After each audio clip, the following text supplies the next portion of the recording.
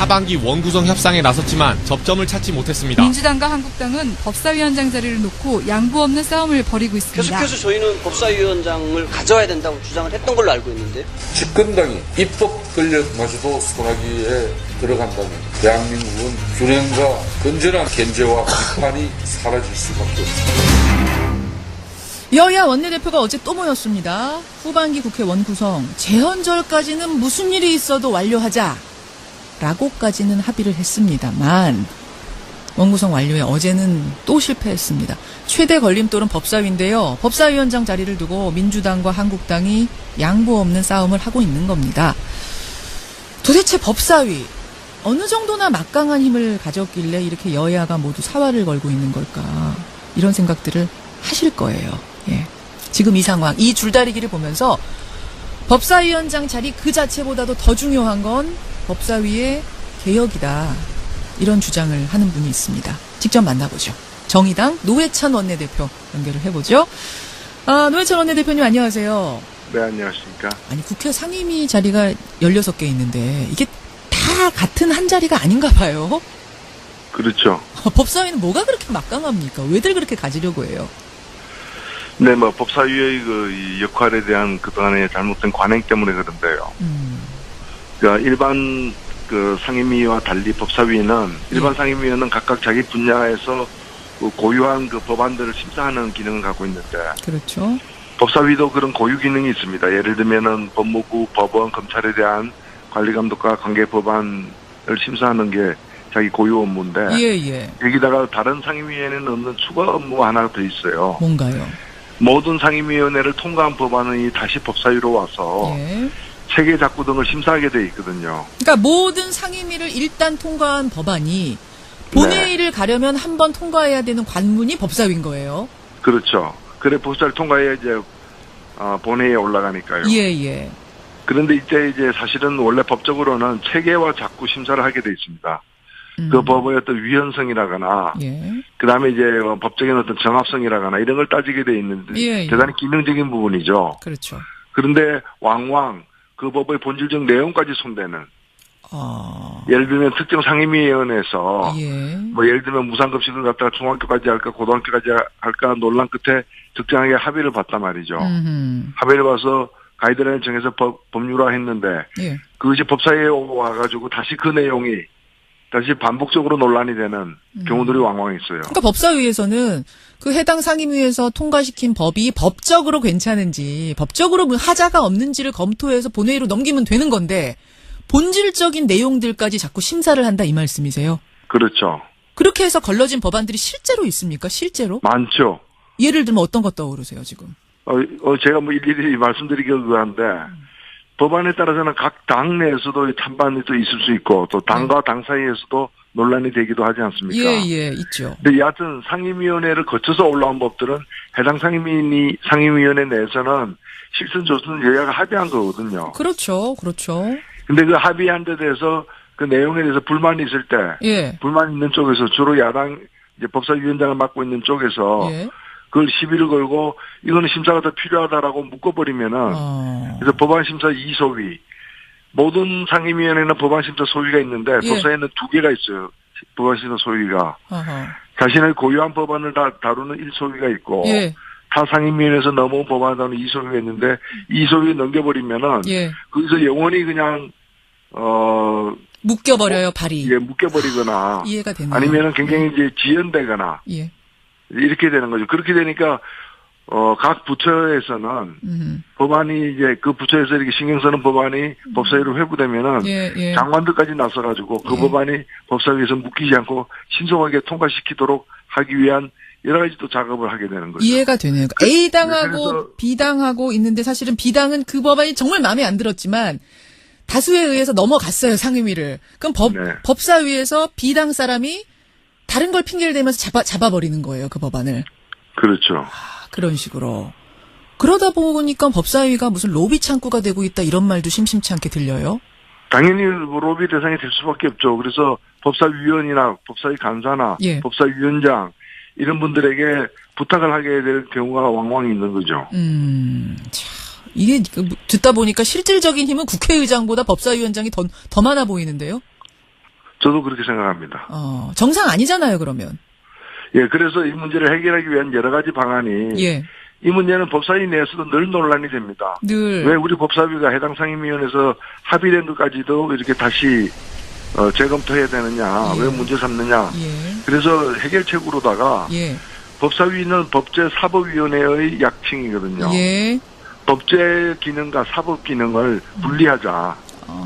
그래서 사법위원회 이름은 자신들의 고유 법안만 심사하는, 이제 사법위원회 하면은 사법부, 법무부, 그다음에 검찰까지를 대상으로 하는 법사위원회와, 그다음에 순수하게 법적인 완결성을 위한 체계작구 심사만 하는 법제위원회로 이원화하자. 이런 그러니까 법사위 개혁, 이게 국회 개혁 차원에서 법안까지 지금 제출되어 있습니다. 그거 지금 듣고 보니까 굉장히 일리가 있는 제안인 것 같은데 왜 통과가 쉽게 안 되나요? 네, 이게 늘 국회 개혁 과제로다가 테이블에 오르긴 하는데 여야 합의가 안 돼서 그런 거죠. 왜 반대하는 사람들은 왜 반대하는 겁니까? 반대하는 사람들은 주로 이제 그 현재와 같은 그런 법사위의 어떤 그 과도한 어떤 이 권력 행사를 오히려 원하는 쪽이 있는 거죠. 참. 지금 이게 이제 지금으로서는 현재 그 제1야당에서 그런 생각을 많이 하고 있는 거죠. 그러면은 장관들이 말이에요. 뭐 법안 처리에 시급한 게 있다 이러면은 살짝 밤중에 뭐 점심시간에 법사위원장 찾아가서 사정도 하고 뭐 로비도 하고 이러는 거예요? 그런 일도 있어요? 그럴 개연성이 있다고 봅니다. 저는 과거에도 그런 적이 있는 걸 봤습니다. 그렇군요. 예, 이거 이대로 괜찮은가? 그렇다 보니까 법사위원장을 우리는 뺏기면 안 된다. 마지막까지 대치하는 게 법사위원장 자리가 되는 겁니까? 그렇죠. 그래서 법사위가 이런 그 과도한 권력이 없다면은 그 법사위를 굳이 그렇게 법사위원장을 하려고 안 하겠죠. 지금 노회찬 원내대표님 청취자 질문이 들어오는데 조금 전에 말씀하신 그 장관들이 찾아가서 로비를 할 수도 있다. 이런 개연성이 충분하다. 혹시 직접 보신 것도 있냐? 이런 질문 들어오네요. 뭐 그 자리에 제가 없었기 때문에 봤다고 할 수는 없는데 뭐 그런 이제 그 얘기들은 국회 내에서는 많이들 다 알고 있는 상식입니다. 상식입니까? 예. 공공연한 비밀. 그렇죠. 그 법안이 급하니까. 그러면 그 해당 법사위원장 뭐 지역구 민원이라거나 뭐 지역구 예산 배정이라거나 다 가서 줄 서요. 이런 데 적극적으로 이제 나서겠다고 할 수도 있는 거죠. 그래요. 알겠습니다. 이렇게 막강한 힘을 갖고 있다 보니까 지금 서로들이 이제 양보 못하겠다 다투는 상황인데 제1야당 논리는 그래요. 한국당 논리는 정부와 여당을 견제하기 위해서는 한국당이 법사위 맡아야 된다 이거고, 민주당 여당 논리는 상반기에 보니까 한국당 위원장이 사사건건 발목을 잡아가지고 법안 하나 제대로 통과가 안 되더라. 그러니 우리가 원활한 국정 운영을 위해서는 맡아야 된다 이런 주장입니다. 정의당 보시기에는 누가 맡아야 됩니까? 예, 저는 이 견제하는 거는 야당의 역할인 건 사실입니다. 그러나 견제를 어떤 방식으로 하느냐라는 거죠.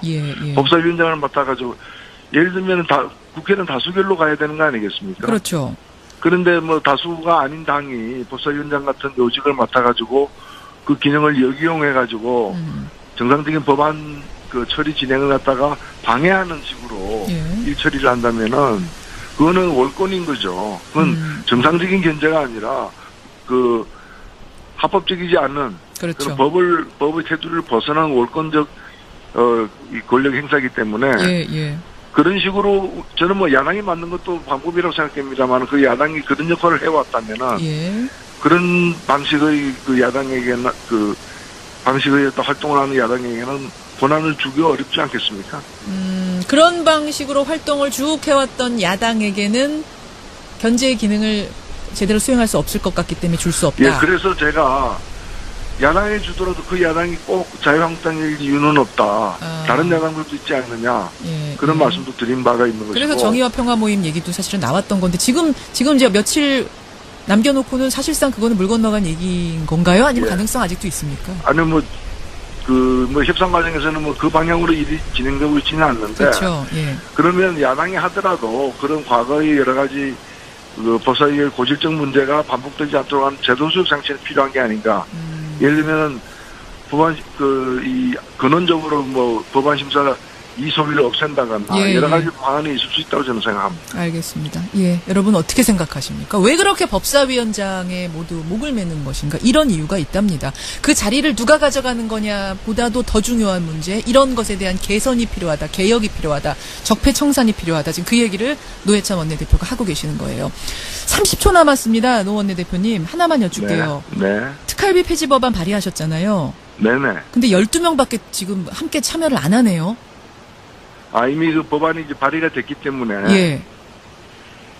더 기다릴 수가 없어서 발의했기 때문에 그런 거고요. 예. 실제로 이 법안 폐지, 특활비 폐지에 동의하는 분은 훨씬 많으리라고 저는 생각합니다. 마늘이라고 그냥 생각만 하시는 거죠. 저희가 분위기 보니까 이거 폐지 안 되겠던데요. 국회의원들은 다들 폐지는 아니다, 그냥 개선하자, 이 정도 분위기 같던데요. 근데 개선하겠다는 내용을 들어보면은. 예. 특활비 액수를 줄이고 꼭 필요한 특활비는 뭐 사용 내역을 공개한다는데. 예. 공개하는 순간 그건 특활비가 아니거든요. 특활비는 뭐 기밀이 요구되는 정보 활동이나 수사 활동에 쓰는 돈인데. 원래는 그렇죠. 예, 원래는 그렇습니다. 그래서 원래 책정된 예산은 없앨 수 없으니까. 예. 매달 받아가지고 그 대신 사용 내역을 공개하고. 예. 내년에 새로 편성되는 예산에서는 특활비를 완전히 폐지하는 게 정답이라고 봅니다. 여전히 폐지가 맞다라고 보시는 거군요. 네, 그렇습니다. 여기까지 말씀 듣겠습니다. 고맙습니다. 저는 그 해당 상임위에서 통과시킨 법이 법적으로 괜찮은지, 법적으로 하자가 없는지를 검토해서 본회의로 넘기면 되는 건데 본질적인 내용들까지 자꾸 심사를 한다, 이 말씀이세요? 그렇죠. 그렇게 해서 걸러진 법안들이 실제로 있습니까? 실제로? 많죠. 예를 들면 어떤 것 떠오르세요, 지금? 제가 뭐 일일이 말씀드리기가 그한데 법안에 따라서는 각 당 내에서도 찬반이 또 있을 수 있고 또 당과 당 사이에서도 논란이 되기도 하지 않습니까? 예, 있죠. 근데 여하튼 상임위원회를 거쳐서 올라온 법들은 해당 상임위원회 내에서는 실선 조선 여야가 합의한 거거든요. 그렇죠. 근데 그 합의한 데 대해서 그 내용에 대해서 불만이 있을 때, 불만 있는 쪽에서 주로 야당 이제 법사위원장을 맡고 있는 쪽에서 그걸 시비를 걸고 이거는 심사가 더 필요하다라고 묶어버리면은 그래서 법안심사 2소위, 모든 상임위원회는 법안심사 소위가 있는데 법사위에는 2개가 있어요. 법안심사 소위가. 자신의 고유한 법안을 다루는 1소위가 있고 타 상임위원회에서 넘어온 법안을 다루는 2소위가 있는데 2소위에 넘겨버리면은 거기서 영원히 그냥 묶여버려요, 발이. 예, 묶여버리거나. 이해가 되네요. 아니면은 굉장히 이제 지연되거나. 이렇게 되는 거죠. 그렇게 되니까, 각 부처에서는 법안이 이제 그 부처에서 이렇게 신경 쓰는 법안이 법사위로 회부되면은 장관들까지 나서가지고 그 법안이 법사위에서 묶이지 않고 신속하게 통과시키도록 하기 위한 여러 가지 또 작업을 하게 되는 거죠. 이해가 되네요. A당하고 B당하고 있는데 사실은 B당은 그 법안이 정말 마음에 안 들었지만 다수에 의해서 넘어갔어요, 상임위를. 그럼 법사위에서 B당 사람이 다른 걸 핑계를 대면서 잡아버리는 거예요, 그 법안을. 그렇죠. 그런 식으로.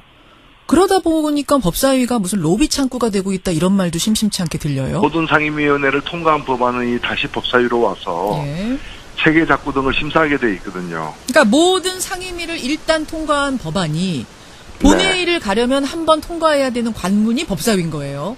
그렇죠. 그래 법사위를 통과해야 이제 본회의에 올라가니까요. 그런데 이제 사실은 원래 법적으로는 체계와 작구 심사를 하게 돼 있습니다. 그 법의 어떤 위헌성이라거나, 그 다음에 이제 법적인 어떤 정합성이라거나 이런 걸 따지게 돼 있는데, 대단히 기능적인 부분이죠. 그렇죠. 그런데 왕왕 그 법의 본질적 내용까지 손대는, 예를 들면 특정 상임위원회에서, 뭐 예를 들면 무상급식을 갖다가 중학교까지 할까 고등학교까지 할까 논란 끝에 적정하게 합의를 봤단 말이죠. 합의를 봐서 가이드라인 정해서 법률화 했는데, 그것이 법사위에 와가지고 다시 그 내용이 다시 반복적으로 논란이 되는 경우들이 왕왕 있어요. 그러니까 법사위에서 하반기 원구성 협상에 나섰지만 접점을 찾지 못했습니다. 민주당과 한국당은 법사위원장 자리를 놓고 양보 없는 싸움을 벌이고 있습니다. 계속해서 저희는 법사위원장을 가져야 된다고 주장을 했던 걸로 알고 있는데, 집권당이 입법 권력마저도 손아귀에 들어간다면 대한민국은 균형과 건전한 견제와 비판이 사라질 수밖에 없습니다. 여야 원내대표가 어제 또 모였습니다. 후반기 국회 원구성 재헌절까지는 무슨 일이 있어도 완료하자 라고까지는 합의를 했습니다만 원구성 완료에 어제는 또 실패했습니다. 최대 걸림돌은 법사위인데요. 법사위원장 자리를 두고 민주당과 한국당이 양보 없는 싸움을 하고 있는 겁니다. 도대체 법사위 어느 정도나 막강한 힘을 가졌길래 이렇게 여야가 모두 사활을 걸고 있는 걸까? 이런 생각들을 하실 거예요. 예. 지금 이 상황, 이 줄다리기를 보면서 법사위원장 자리 그 자체보다도 더 중요한 건 법사위의 개혁이다. 이런 주장을 하는 분이 있습니다. 직접 만나보죠. 정의당 노회찬 원내대표 연결을 해보죠. 노회찬 원내대표님 안녕하세요. 네, 안녕하십니까. 아니, 국회 상임위 자리가 16개 있는데 이게 다 같은 한 자리가 아닌가 봐요. 그렇죠. 법사위는 뭐가 그렇게 막강합니까? 왜들 그렇게 가지려고 해요? 네, 뭐 법사위의 이 역할에 대한 그동안의 잘못된 관행 때문에 그런데요.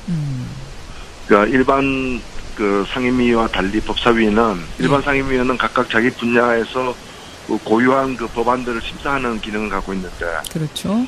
법사위도 그런 고유 기능이 있습니다. 예를 들면은 법무부, 법원, 검찰에 대한 관리 감독과 관계 법안을 심사하는 게 자기 고유 업무인데, 예. 여기다가 다른 상임위에는 없는 추가 업무가 하나 더 있어요. 뭔가요?